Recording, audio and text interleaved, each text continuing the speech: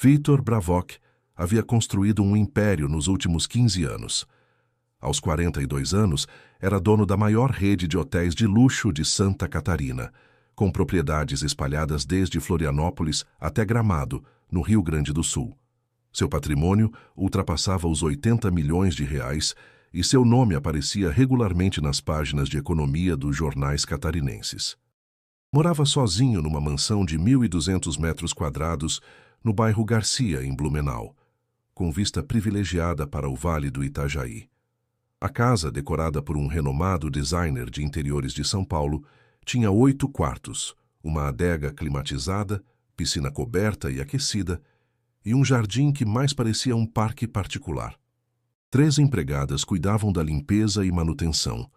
Um chefe particular preparava suas refeições e um motorista estava sempre disponível para levá-lo em seu Mercedes-Benz último modelo.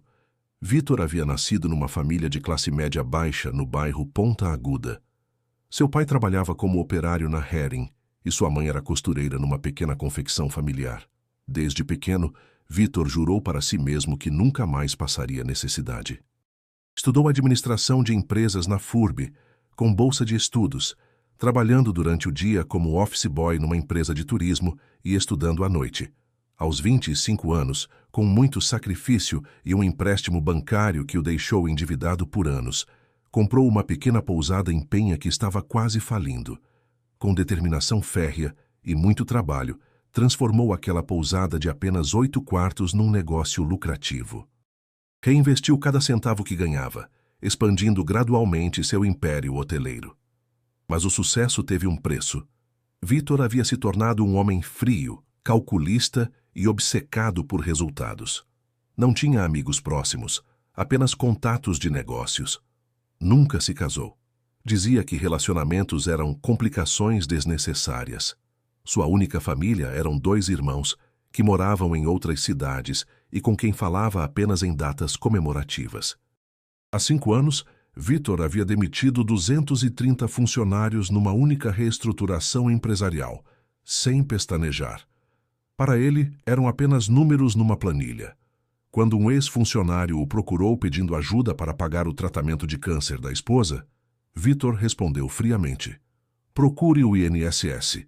Não sou responsável pelos problemas pessoais de ex-funcionários." Na empresa, era conhecido por seu temperamento explosivo e pela falta total de empatia. Exigia resultados absurdos, não aceitava desculpas e mudava de secretárias a cada 6 meses, porque nenhuma atendia às suas expectativas. Seus hotéis tinham excelente reputação, mas apenas porque Vitor controlava cada detalhe com punho de ferro. Era uma sexta-feira gelada de julho de 2024.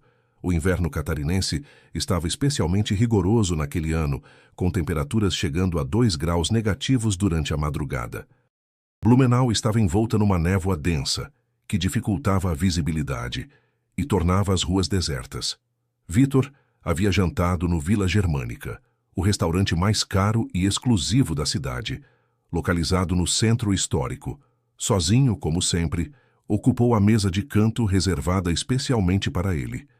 A mesa 16 com vista privilegiada para o jardim interno do restaurante. Consumiu uma garrafa de vinho argentino de R$ 400, um filé de salmão grelhado e uma sobremesa francesa que custava mais do que muitas famílias gastavam numa semana inteira de compras. Durante o jantar, atendeu 17 ligações de negócios, revisou 3 contratos em seu tablet e fechou um acordo para a compra de um novo terreno em Bombinhas. Nem sequer reparou no sabor da comida ou na decoração refinada do ambiente. Para Vitor, até mesmo um jantar no melhor restaurante da cidade era apenas uma extensão de seu escritório. Às 21h45, Vitor pediu a conta. R$ 580 por uma refeição individual, valor que pagou sem pestanejar, deixando ainda uma gorjeta de R$ 50. Não por generosidade, mas porque era esperado dele manter sua imagem de homem bem-sucedido. Enquanto aguardava o manobrista trazer seu Mercedes, Vitor checava e-mails em seu celular quando escutou uma voz fina e desesperada às suas costas. "Senhor, por favor, minha irmãzinha está congelando." Vitor se virou irritado, pronto para dispensar qualquer pedinte que pudesse estar incomodando os clientes do restaurante. Mas o que viu o deixou momentaneamente desconcertado. Um menino de aproximadamente 8 anos estava parado a poucos metros dele. Usava uma camiseta manga longa rasgada no ombro esquerdo, uma calça jeans surrada, cheia de remendos e tênis sem cadarços que claramente não serviam no seu pé. Não usava agasalho, apenas aquela camiseta fina que não oferecia proteção alguma contra o frio de 2 graus que fazia naquela noite. Seus cabelos castanhos estavam desalinhados e sujos, as unhas pretas de terra, o rosto magro e pálido, evidenciando desnutrição. Mas eram seus olhos que mais chamavam a atenção. Olhos grandes, escuros, que brilhavam com uma mistura de desespero e esperança que Vítor nunca havia visto antes. Nos braços, o menino carregava uma bebê de aproximadamente 2 anos. A pequena estava envolvida numa manta velha e amarelada, claramente insuficiente para protegê-la do frio intenso. Mesmo assim, conseguia-se ver que ela tremia incontrolavelmente, seus lábios estavam azulados e seu rostinho vermelho pelo frio. "Senhor", repetiu o menino com voz trêmula, mas determinada. "Minha irmã está muito fria. Ela está doente. Por favor, o senhor pode nos ajudar?" Vítor olhou ao redor rapidamente, verificando se alguém estava observando a cena. Alguns clientes que saíam do restaurante diminuíram o passo, curiosos, mas ninguém se aproximou. O segurança do estabelecimento já caminhava em direção a eles, claramente incomodado com a presença das crianças na entrada do local. "Escuta aqui, garoto", disse Vítor com sua voz fria habitual, sem disfarçar a irritação. "Não sei como chegaram até aqui, mas este não é lugar para vocês. Vão procurar a assistência social ou o conselho tutelar. Eu não tenho nada a ver com isso." O menino deu um passo à frente, abraçando a irmã com mais força. "Senhor, ela não para de chorar. Não conseguimos dormir há 2 noites por causa do frio. Só preciso de um lugar quente para ela passar a noite, por favor." "Já disse que não é problema meu", respondeu Vítor, cada palavra saindo como gelo. "Cada um cuida da sua vida. Não sou creche nem abrigo." A bebê começou a chorar, um choro fraco, abafado, que denunciava sua fragilidade. O menino a balançou suavemente, tentando acalmá-la, enquanto lágrimas começavam a escorrer por seu rosto sujo. "Senhor, ela é tudo o que me restou. Nossa mãe morreu há 3 semanas. Por favor, tenha pena dela." Vítor sentiu uma pontada estranha no peito, algo que não conseguia identificar.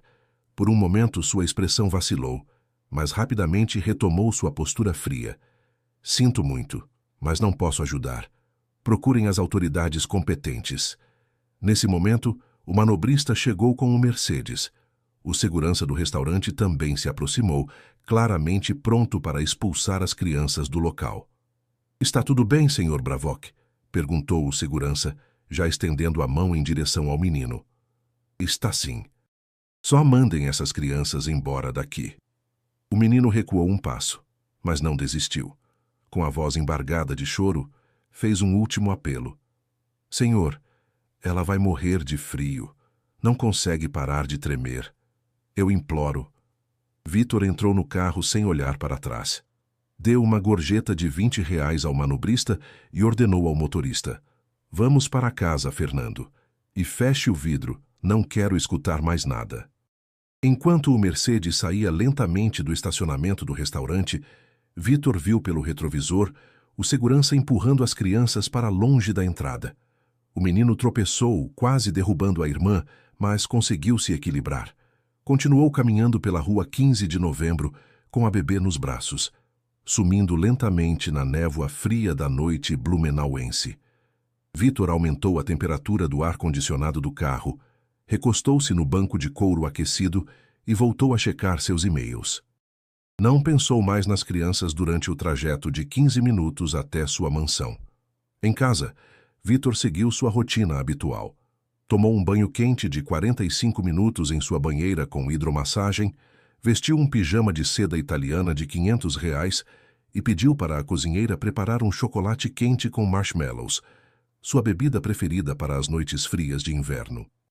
Sentou-se em sua poltrona de couro na biblioteca, diante da lareira elétrica, e tentou se concentrar na leitura de alguns relatórios financeiros.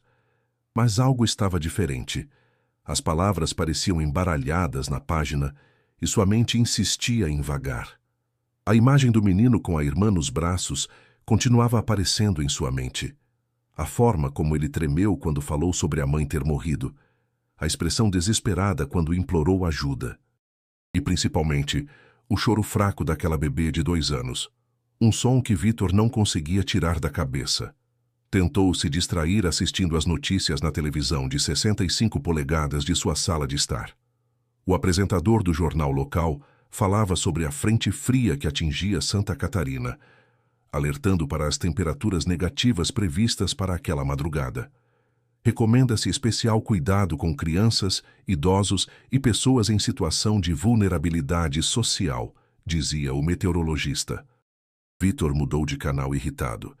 Colocou um filme de ação, depois um documentário sobre negócios, em seguida uma série americana.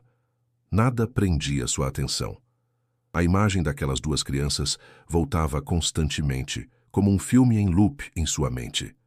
Às 2 da madrugada, desistiu de tentar dormir. Vestiu um roupão de cachemir e foi até a cozinha preparar outro chocolate quente. Pela janela, observou seu jardim coberto de geada. A temperatura havia descido ainda mais. O termômetro digital marcava 3 graus negativos. Foi nesse momento que a ficha caiu. 3 graus negativos. 2 crianças na rua. Uma delas, um bebê. Sem abrigo, sem roupas adequadas, sem comida quente. Vítor sentiu um aperto no peito que nunca havia experimentado antes. Imaginou o menino caminhando pelas ruas vazias de Blumenau, carregando sua irmã pequena que não parava de chorar. Onde dormiriam numa noite como aquela? Debaixo de alguma marquise? Num banco de praça? Num canto escuro entre 2 prédios? Vítor tentou se convencer de que não era problema dele. Milhares de crianças passavam necessidade todos os dias. Ele não podia salvar o mundo. Já pagava seus impostos. Contribuía para a economia gerando empregos. Não tinha a obrigação de cuidar de cada criança abandonada que encontrasse pela vida. Mas a voz do menino ecoava em seus ouvidos. Ela é tudo que me restou. Nossa mãe morreu há 3 semanas. 8 anos. O menino tinha apenas 8 anos e estava cuidando sozinho de uma irmã de 2. Vítor tentou se lembrar de como era ter 8 anos. Lembrou-se de si mesmo nessa idade, brincando no quintal da casa simples em Ponta Aguda, preocupado apenas com jogos de videogame e desenhos animados. Seus pais cuidavam de tudo: comida, roupas, casa aquecida, segurança. Aquele menino, com a mesma idade, tinha que ser pai e mãe de uma criança pequena. Tinha que encontrar comida, abrigo, cuidar de uma bebê doente num inverno rigoroso. E a única coisa que havia pedido era um lugar quente para a irmã passar a noite. Às 3:30 da madrugada, Vítor não aguentou mais. Vestiu-se rapidamente, pegou as chaves do Mercedes e saiu de casa. Não acordou o motorista. Dirigiu ele mesmo pelas ruas desertas de Blumenau, procurando 2 crianças numa cidade de 360 mil habitantes.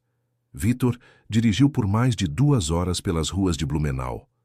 Passou pelo centro da cidade 3 vezes, percorreu os arredores da Rua 15 de Novembro, onde havia deixado as crianças, verificou praças, marquises de lojas, estacionamentos abandonados. Nada. A cada esquina que dobrava, a angústia crescia em seu peito. Imaginou o pior. A bebê poderia ter desenvolvido pneumonia, hipotermia ou coisa pior. Talvez já fosse tarde demais. Às 6 da manhã, quando o sol começava a nascer timidamente entre os prédios, Vítor voltou para casa derrotado. Não havia encontrado as crianças. Sentou-se na cozinha, preparou um café que nem conseguiu tomar e ficou olhando pela janela o movimento das primeiras pessoas indo trabalhar numa manhã de sábado. Pela primeira vez em 15 anos, Vítor Bravok se sentiu completamente impotente. Naquele sábado, Vítor cancelou todos os seus compromissos. Ligou para seus 3 hotéis, dizendo que não estaria disponível. Pediu para Fernando, seu motorista, levá-lo até o centro da cidade. Começou visitando abrigos, casas de apoio, ONGs que trabalham com crianças em situação de rua. Na Casa da Criança, no bairro Fortaleza, conversou com a coordenadora sobre como funcionava o trabalho com menores abandonados. É um problema crescente em Blumenau, explicou Dona Mercedes, uma senhora de 60 anos que dedicava sua vida ao trabalho social. Muitas famílias estão perdendo suas casas por não conseguirem pagar aluguel.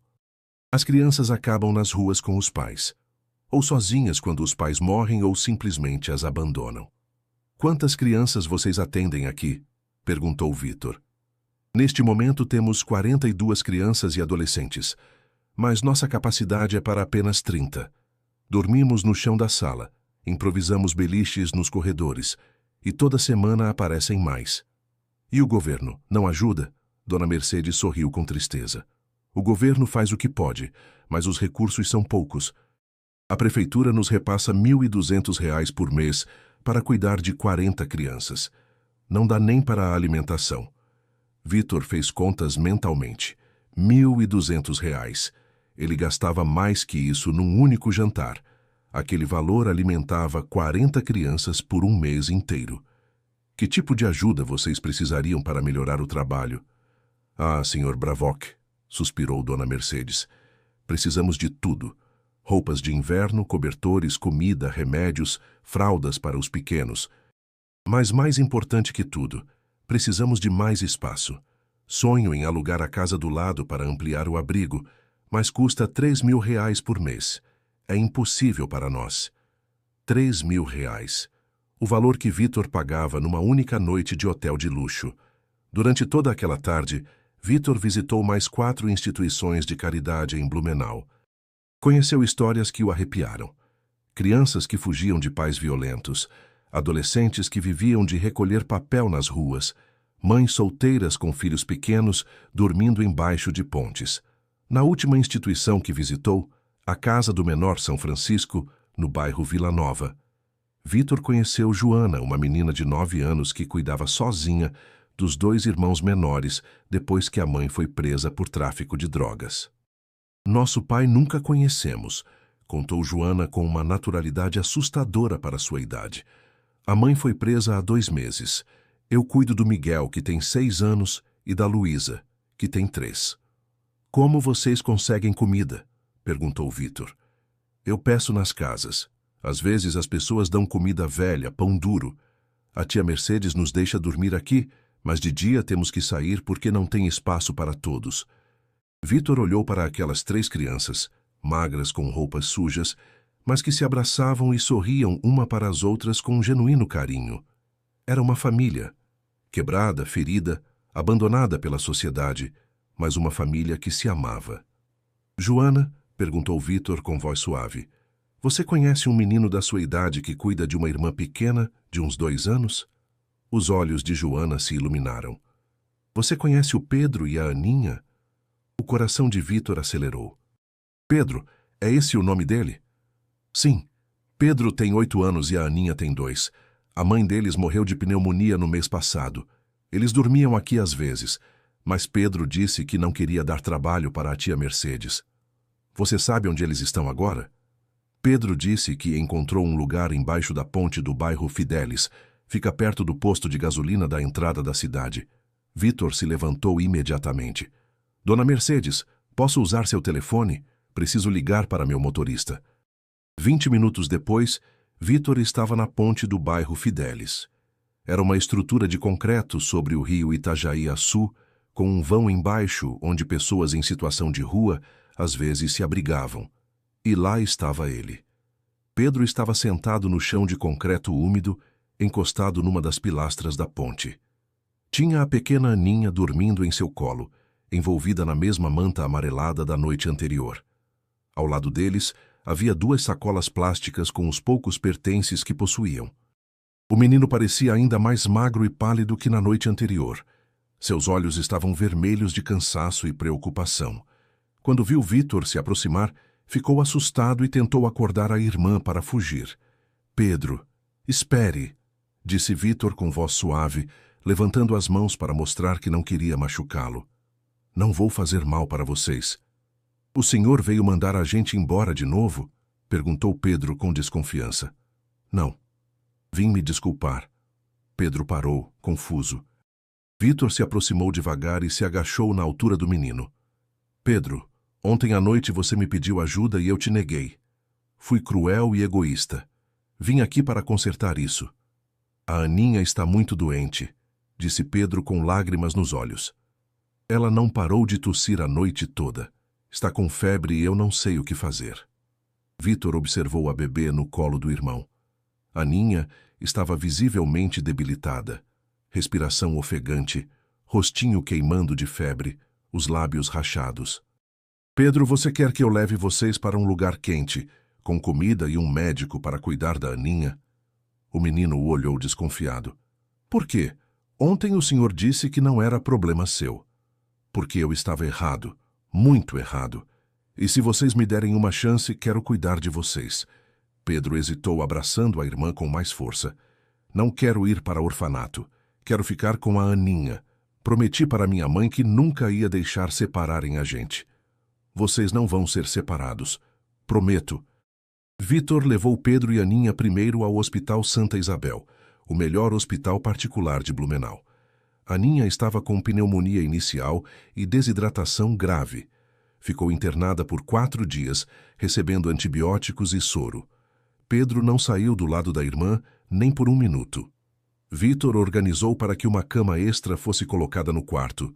Contratou uma enfermeira particular para cuidar das crianças e garantiu que tivessem tudo o que precisavam. Durante esses 4 dias, Vitor também não saiu do hospital. Cancelou reuniões, adiou viagens de negócios, delegou decisões importantes para seus gerentes. Pela primeira vez em 15 anos, algo era mais importante que seu trabalho. Pedro, inicialmente desconfiado, começou a se abrir aos poucos. Contou para Vitor que sua mãe se chamava Maria Helena Santos, tinha 26 anos e trabalhava como faxineira numa escola municipal. Morreu de pneumonia por não ter procurado médico quando os sintomas começaram. Não tinha dinheiro para consulta particular e não conseguiu vaga no posto de saúde. Ela sempre dizia que eu tinha que cuidar da Aninha, contou Pedro. Dizia que éramos família e família nunca abandona a família. Ela estava certa, respondeu Vitor. E agora vocês têm mais família, têm a mim. O Senhor vai ser nosso pai? Perguntou Pedro com os olhos brilhando de esperança. Vitor sentiu um nó na garganta. Nunca havia pensado em ter filhos. Sempre achara que eram um empecilho para o sucesso. Mas olhando para aquelas 2 crianças, Pedro, tão pequeno, mas tão corajoso, e Aninha, tão frágil, mas com um sorriso doce que derretia qualquer coração, soube que sua vida havia mudado para sempre. Se vocês me aceitarem, sim, vou ser. Quando Aninha teve alta hospitalar, Vitor levou as crianças para sua mansão. Pedro ficou boquiaberto com o tamanho da casa, com a piscina coberta, com o jardim imenso. Mas o que mais o impressionou foi ter um quarto só para ele e outro para Aninha. De verdade, tudo isso é nosso agora? Perguntou Pedro. É nosso, confirmou Vitor. Esta é a casa de vocês. Nos primeiros dias, Pedro ainda demonstrava desconfiança. Estava acostumado a cuidar de si mesmo e proteger a irmã. Não sabia como se comportar numa casa onde havia outras pessoas cuidando dele. Vitor contratou uma babá especializada em crianças pequenas para cuidar de Aninha durante o dia. Matriculou Pedro numa escola particular próxima à sua casa. Uma escola onde a criança teria acompanhamento pedagógico especializado para recuperar o tempo de estudo perdido. Mas mais importante que tudo, Vitor mudou completamente sua forma de viver. Começou a trabalhar apenas meio período. Todas as manhãs tomava café da manhã com Pedro, levava-o pessoalmente para a escola e buscava-o no final da tarde. Jantavam juntos todos os dias, sempre os 3 sentados à mesa. Vitor, Pedro e Aninha em sua cadeirinha especial.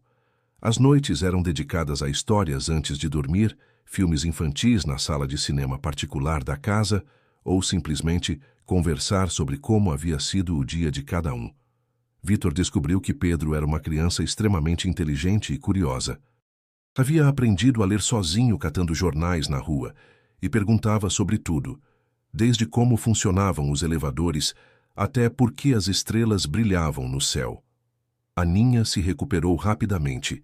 Em poucas semanas estava correndo pela casa, rindo, brincando, mostrando a personalidade alegre e carinhosa que havia sido sufocada pela desnutrição e doença.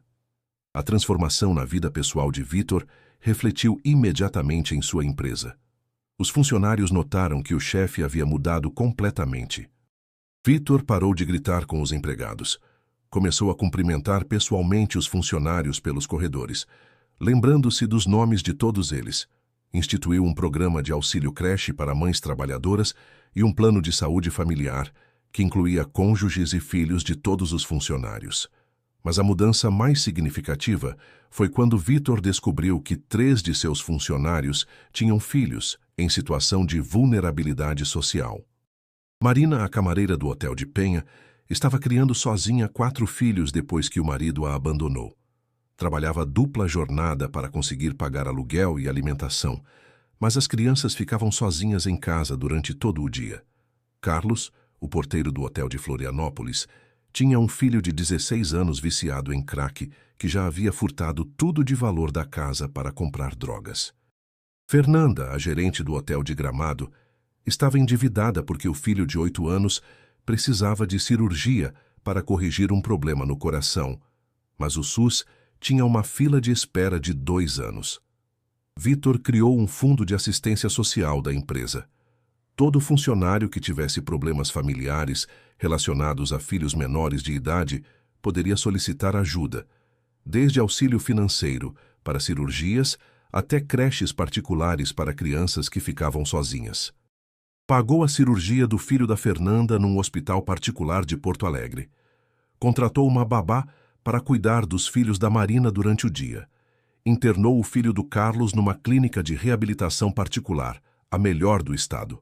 Os funcionários, inicialmente desconfiados, começaram a entender que a mudança era real.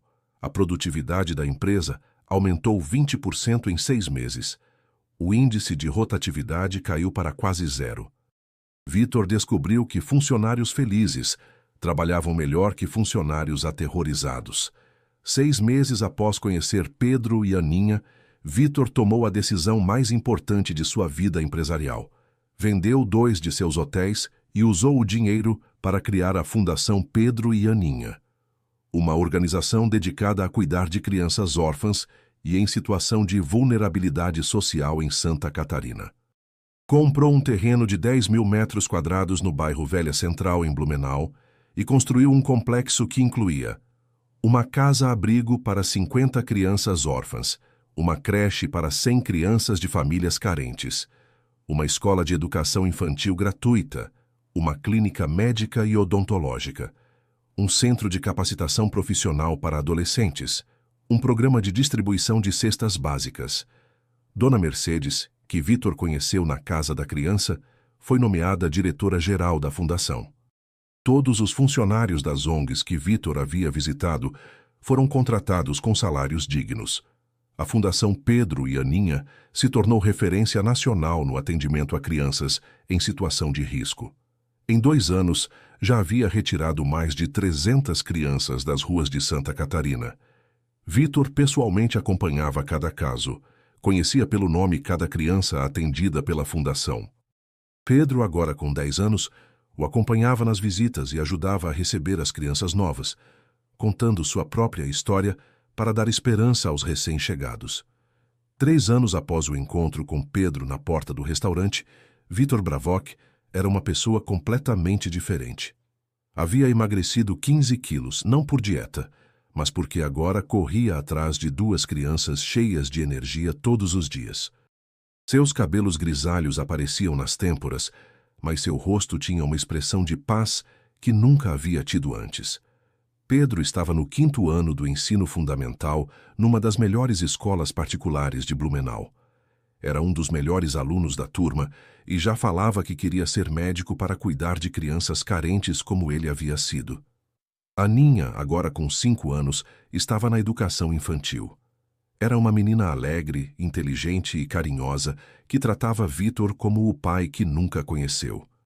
Chamava-o de Papai Rico e insistia em dormir todas as noites com a história que ele inventava especialmente para ela. Em dezembro de 2027, numa manhã de verão catarinense, Pedro fez um pedido que deixou Vítor emocionado até as lágrimas.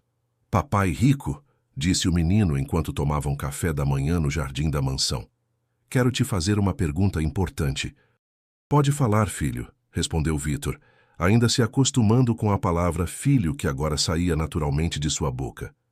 "Você pode nos adotar oficialmente? Quero que meu sobrenome seja Bravock também. E da Aninha também."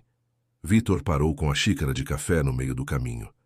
Em 3 anos convivendo juntos, eles haviam se tornado uma família de coração, mas nunca haviam formalizado legalmente a situação. "Pedro", disse Vítor com voz embargada, "não existe nada no mundo que eu queira mais." "Sério? Então a gente vai ser Bravock de verdade?" "Se vocês quiserem, sim, Pedro Bravock e Ana Bravock." Aninha, que brincava com sua boneca na mesa, levantou a cabeça ao escutar seu nome. "Eu vou ter o mesmo nome do papai rico?" perguntou com seus olhos grandes e curiosos. "Vai sim, princesa. Vamos ser uma família oficial." O processo de adoção foi relativamente rápido, considerando a influência e recursos de Vítor. Mas, mais importante que isso, era claro para qualquer assistente social que visitasse a casa que aquelas crianças estavam sendo criadas com amor genuíno. Pedro havia se transformado num menino confiante e estudioso. Suas notas na escola eram excelentes, participava do time de futebol da escola e tinha muitos amigos, mas nunca perdeu sua compaixão pelos menos favorecidos. Sempre pedia para Vítor levar brinquedos e roupas para as crianças da fundação. Aninha, que chegou à casa de Vítor como uma bebê doente e desnutrida, agora era uma criança saudável e radiante. Falava 4 línguas: português, inglês, alemão e italiano. Vítor contratou professores particulares, tocava piano e adorava pintar. A psicóloga responsável pela avaliação do processo de adoção escreveu em seu relatório: "Em 15 anos trabalhando com adoção, raramente vi crianças tão bem ajustadas e felizes." O Sr. Bravock demonstrou que existe amor genuíno entre eles, e as crianças claramente o veem como pai. Em setembro de 2028, num dia ensolarado de primavera, Vítor, Pedro e Aninha compareceram ao Fórum de Blumenau para a audiência final de adoção. O juiz Dr. Mário Schneider sorriu ao ver a família unida no banco dos réus. "Sr. Bravock, tem certeza de que deseja assumir a responsabilidade legal por essas 2 crianças para o resto de suas vidas?" "Excelência", respondeu Vítor segurando as mãos de Pedro e Aninha. "Essas crianças salvaram minha vida. Seria uma honra ser legalmente pai delas." "Pedro e Ana", disse o juiz se dirigindo às crianças, "vocês querem que o Sr. Vítor seja oficialmente pai de vocês?" "Sim", gritaram os 2 em coro, causando risos na sala. "Então, pela autoridade que me é conferida pelo Estado de Santa Catarina, declaro deferida a adoção. Pedro Santos e Ana Santos agora são Pedro Bravock e Ana Bravock, filhos legítimos de Vítor Bravock." Vítor chorou. Chorou como não chorava desde criança. Pedro e Aninha o abraçaram, também chorando de alegria. Naquela noite, Vítor organizou uma festa na sede da Fundação Pedro e Aninha para comemorar a adoção oficial. Compareceram mais de 200 pessoas, funcionários dos hotéis, crianças atendidas pela Fundação, famílias assistidas pelos programas sociais, autoridades locais e a imprensa. O prefeito de Blumenau, Klaus Müller, fez um discurso emocionante sobre como a transformação de Vítor havia inspirado outros empresários da região a se envolverem em trabalhos sociais. O Sr. Bravock provou que o sucesso verdadeiro não se mede pelo tamanho da conta bancária, mas pelo impacto positivo que causamos na vida de outras pessoas, disse o prefeito. Dona Mercedes, agora diretora da fundação, contou para os convidados como era a situação das crianças de rua em Blumenau antes e depois da criação da fundação. Há 4 anos, tínhamos mais de 300 crianças vivendo nas ruas de nossa cidade. Hoje esse número caiu para menos de 50 e todas elas estão sendo atendidas por nossos programas, explicou. Mas o momento mais emocionante da noite foi quando Pedro subiu ao palco para falar. Há 4 anos, disse o menino de 12 anos com uma maturidade impressionante. Eu e minha irmã estávamos morrendo de frio na rua. Minha irmã estava doente e eu não sabia o que fazer. Quando pedi ajuda ao papai rico, ele disse não. Houve um murmúrio na plateia. Vitor ficou tenso, sem saber o que Pedro diria a seguir. Mas ele voltou, continuou Pedro com um sorriso. Ele voltou porque seu coração mudou. E quando seu coração mudou, ele mudou a vida de centenas de crianças como eu e a Aninha. Pedro olhou diretamente para Vitor. Papai Rico, obrigado por não ter desistido da gente. Obrigado por ter mudado e por ter nos ensinado que família não é só sangue, é amor. Não havia um olho seco na plateia. 5 anos após aquela noite fria de julho na porta do restaurante, Vitor Bravock era reconhecido nacionalmente como um dos maiores filantropistas do Brasil. A Fundação Pedro e Aninha havia se expandido para outras cidades de Santa Catarina e do Rio Grande do Sul. Seus hotéis continuavam lucrativos, mas agora 50% dos lucros eram destinados a programas sociais. Vitor descobriu que tinha mais satisfação em ver uma criança de rua conseguindo uma bolsa de estudos universitária do que em comprar um carro novo. Pedro, agora com 13 anos, estava no 8º ano do ensino fundamental e mantinha sua vontade de ser médico.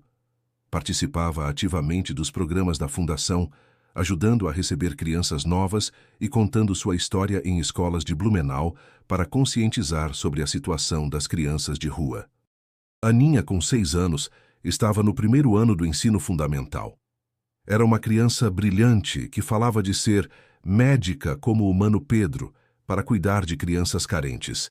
Sua frase favorita era: Papai Rico sempre diz que quem tem muito tem que dividir com quem tem pouco. Numa tarde de inverno de 2029, exatamente 5 anos depois daquele encontro que mudou suas vidas, Vitor caminhava com Pedro e Aninha pela rua 15 de novembro, o mesmo local onde tudo começou. Passaram em frente ao restaurante Vila Germânica, agora transformado num centro de distribuição de refeições gratuitas para pessoas em situação de rua, uma iniciativa da própria fundação. Papai, disse Pedro olhando para o local, você se lembra do que aconteceu aqui? Como posso esquecer? Foi aqui que vocês me salvaram. Nós salvamos você? Perguntou Aninha confusa. Você que salvou a gente. Vitor se ajoelhou na altura das 2 crianças, bem no local onde 5 anos antes havia recusado ajuda a um menino desesperado.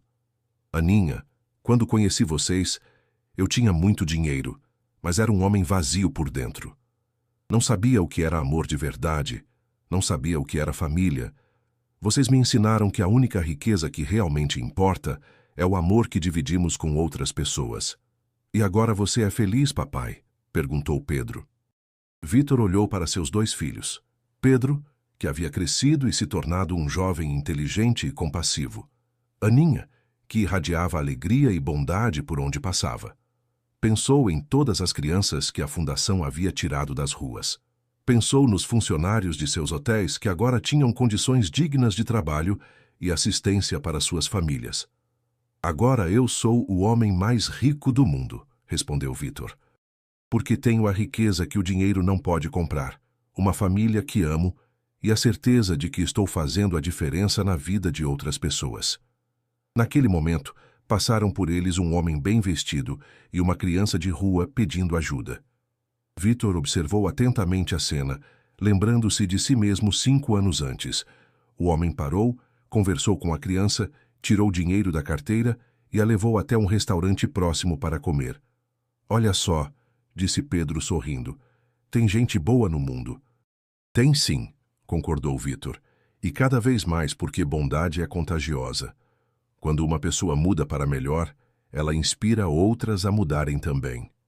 Naquela noite, depois de colocar Pedro e Aninha para dormir, Vitor se sentou em sua poltrona na biblioteca, a mesma onde 5 anos antes havia tentado sem sucesso esquecer o encontro com 2 crianças na rua. Pegou um caderno e começou a escrever. Diário de um homem que aprendeu a amar. Há 5 anos, eu era o homem mais egoísta de Blumenau. Tinha milhões de reais, mas era pobre de alma. 2 crianças mudaram minha vida para sempre, não porque eu as salvei, mas porque elas me salvaram. Pedro me ensinou o significado da coragem. Com apenas 8 anos, cuidava de uma irmã doente na rua, sem desistir, sem perder a esperança. Aninha me ensinou o significado do amor incondicional. Mesmo tendo perdido tudo na vida, ainda sorria e confiava nas pessoas. Hoje entendo que a felicidade verdadeira não vem de quanto acumulamos, mas de quanto dividimos. Não vem de quanto conquistamos, mas de quantas vidas tocamos. Se você está lendo isso e tem mais do que precisa para viver, olhe ao seu redor. Há sempre alguém que precisa de ajuda. Uma palavra gentil, um prato de comida quente, um abraço sincero. Pequenos gestos podem salvar vidas.